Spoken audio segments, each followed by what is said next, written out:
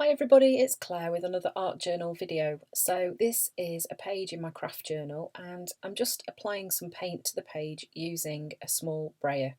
I'm using an Amsterdam acrylic paint in light rose, which is a really pale pink, very similar to the carnation one that Dina Wakley has.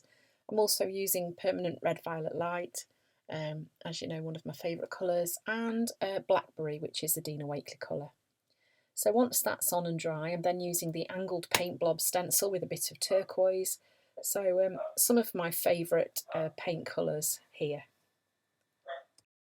This is such a great stencil for just creating a bit of direction in your work. You can kind of have all of the things pointing towards where your image is going to be. So then I've just added a little bit of white paint into the paint that I already had and kind of mixed it all up together and made that really cool, like sort of almost like a lilac-y colour. So this is the stamp set called Remarkable. It's got some fabulous images in it. And to start off with, I'm using the leaves and just stamping those onto the collage tissue paper. You can now buy this pack as an even larger pack of just the plain collage tissue paper. So I'm just stamping some images onto here that I think I might want to use on my page.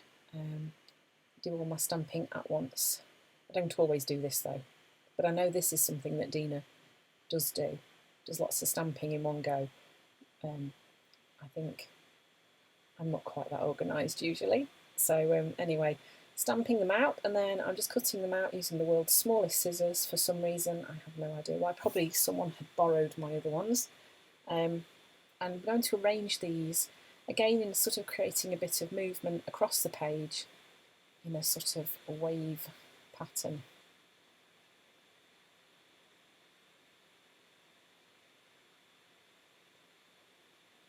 So then I'm sticking them down using some gel medium. This is a matte gel medium, so it will just be, it won't be shiny once it's dry, although it looks shiny now.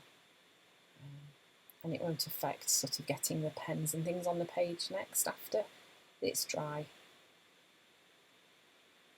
So then I'm just using the little hearts that were in that strip of 3. I've cut them apart, so I'm just finding places where they look right on this page too. And then I'm going to colour in the little hearts in this nice bright pink and outline them again with a gel pen. Then I'm using the Signo Uniball in white and I'm just outlining some of the leaves.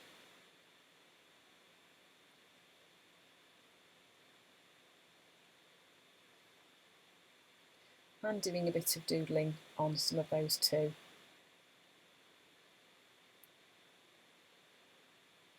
The reason I'm turning the book upside down is to make sure that I don't smudge what I've just done because I'm quite clumsy.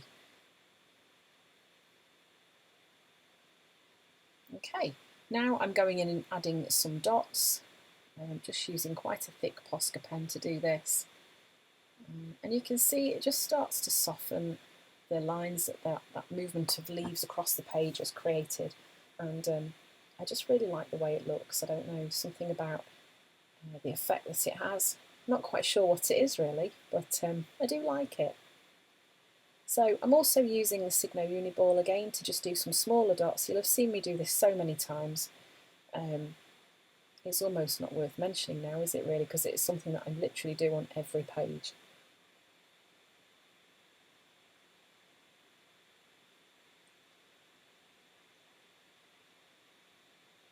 Then I'm just adding a few splatters. I'm using the ink from the Posca pen because I was being lazy. Then I'm adding some dots as well in black as a bit of a contrast with the white that's going on. And then I'm stamping the phrase "Do the Remarkable" in various places on the page.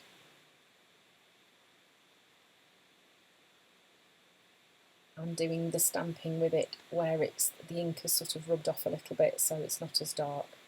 And that is my page. I also stamped the phrase onto some white paper so that stuck out a bit more. So quite a quick and easy page really, just using one stamp set and one stencil and a brayer. Really, really easy. So thanks for watching and I hope to see you again soon.